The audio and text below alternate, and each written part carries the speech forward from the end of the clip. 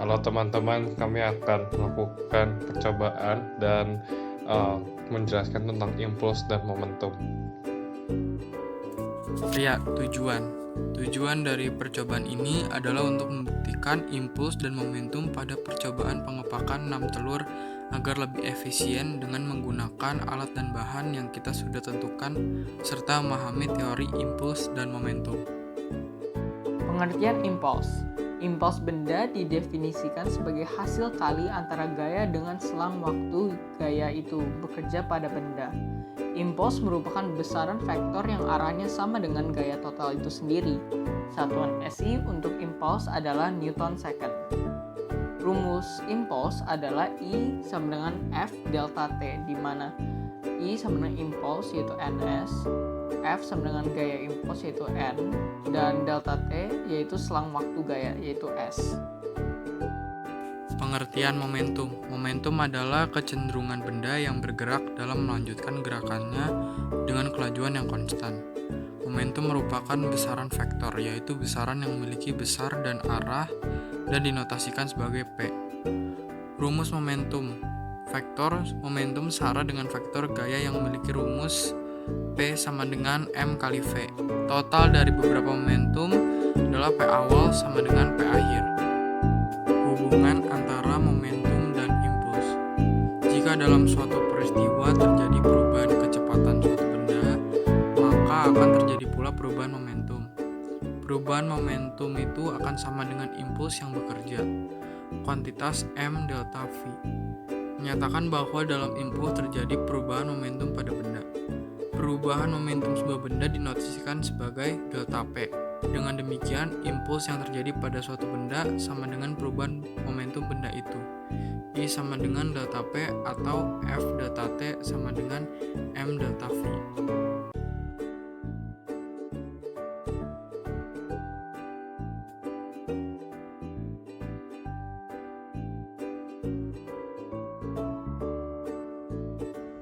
Setelah menyediakan alat dan bahan, sekarang kita taruh telur seperti ini di kardus telur, lalu kita tutup telur tersebut menjadi seperti ini nantinya.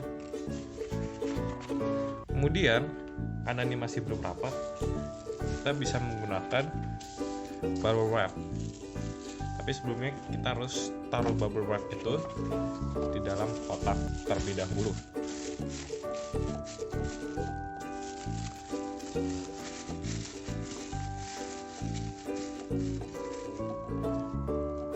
Kemudian kita taruh telur di dalam kotak ini.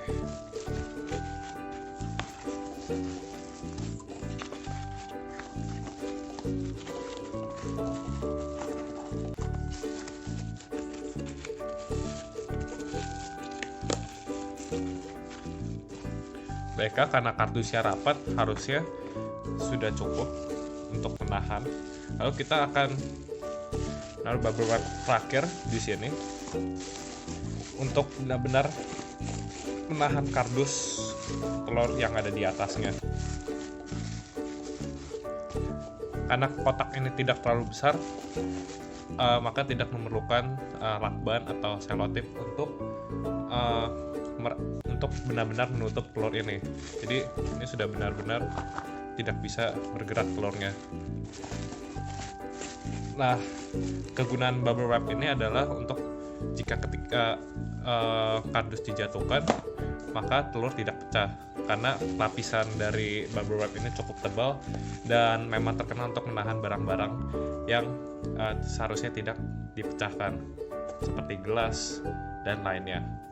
Setelah itu kita tutup kardus ini dengan rapat.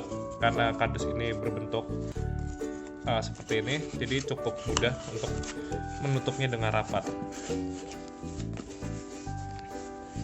Yap, jadi deh seperti ini.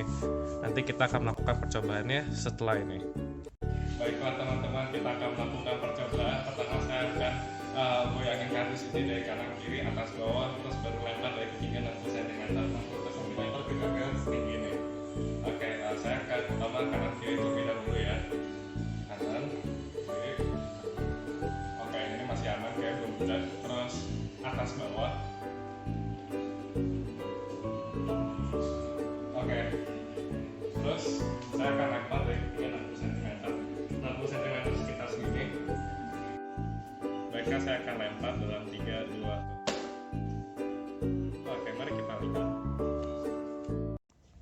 Baiklah, Kak, kita tadi sudah melakukan percobaannya. Sekarang kita akan membuka dan mengecek apakah telurnya pecah atau tidak. Oke.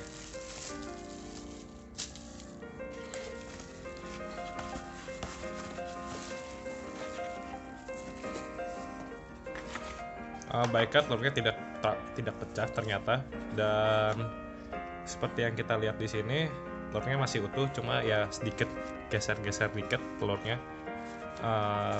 Hal ini dikarenakan bubble wrap yang saya gunakan ini saya lapis 2. Bubble wrap ini menahan bagian bawah telur ini, maka telur ini tidak pecah. Nah, selain itu bentuk dari kardus telur ini juga berbentuk seperti ini agar tidak langsung mengenai telur tersebut. Lalu saya akan membicarakan tentang struktur kotaknya. Kotaknya sendiri juga agak tebal, karena itu ketika jatuh bagian sini cukup menahan walau sedikit rusak di sini. Tapi kalau kita lihat dia emang agak pecah-pecah dikit, cuma pecahnya tidak sampai dalam sini ya. Karena itu bisa terbilang kotak ini juga cukup kuat. Selain itu, bagian atas yang menahan kardus telur ini seperti ini tadi juga cukup menahan, karena selain dia membuat telur tidak kemana-mana saat dijatuhkan, dia juga untuk membuat kardus telur ini lebih rapat. Begitulah faktor-faktor kenapa telur ini tidak pecah. Selanjutnya akan dijelaskan berdasarkan impuls dan momentum. Alat dan bahan yang kami gunakan adalah bubble wrap yang telah dipotong, 2 buah kardus telur, lalu kardus dengan ketebalan 0,5 cm, dan yang terakhir adalah telur 6 butir. Analisa produk berdasarkan pengujian. Setelah diuji, tidak ada telur yang pecah saat proses pengujian pengepakan telur tersebut. Pengepakan yang kita buat untuk ketinggian 60 cm masih dapat terjaga dan tidak ada telur yang pecah. Ini dikarenakan kita menggunakan bahan-bahan yang bisa melindungi telur tersebut. Kita tidak bisa menjamin bahwa produk yang kita buat bisa melebihi standar yang sudah diberikan, yaitu ketinggian 60 cm. Biaya bahan dan alat produk juga cukup murah dan memenuhi standar yang sudah diberikan. Telur yang dijatuhkan juga tidak pecah karena jika massa suatu benda lebih besar dan waktu telur yang jatuh lebih pendek, maka telur tidak retak atau pecah. Hal ini juga dikarenakan oleh bubble wrap dan kardus telur yang menahan telurnya.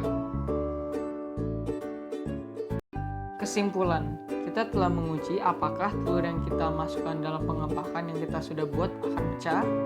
Hasilnya, bahwa telur yang dalam pengepakan yang kita buat tidak pecah sehingga praktikum ini telah berhasil dan pengepakan yang kita buat telah menjalankan fungsinya untuk menjaga telur yang di dalam.